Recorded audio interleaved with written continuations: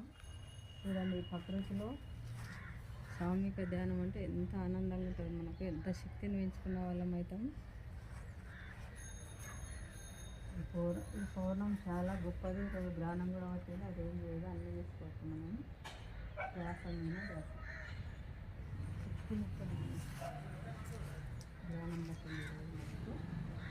ధ్యాస మీద మనకు ఎన్ని ఆలోచనలకు ఒక్కొక్క కట్ చేస్తే మళ్ళీ శ్వాస మీద ధ్యాస.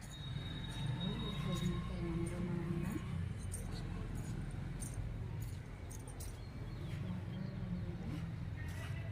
ఎన్ని ఆలోచనలకు ఒక్కొక్క కట్ చేస్తే మళ్ళీ శ్వాస మీద ధ్యాస.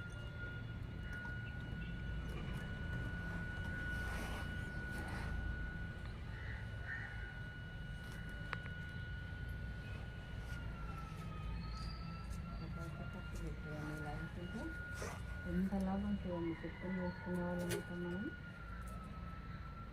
ఇట్లా అందరం ఒక్కతోన మీకు కావాలంటే ఎన్నో జన్మలు పుణ్యబలం చూడండి.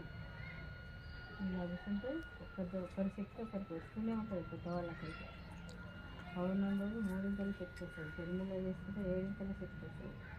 పిరమిడ్ శక్తి అంటే అద్భుత శక్తి చూడండి. ఎక్కడున్నా దాంట్లో మనం ఒక 40 రోజులు సంకల్పం పెట్టుకుంటే మనం అనుకున్న కోరికలనే నెరవేరుతాయి.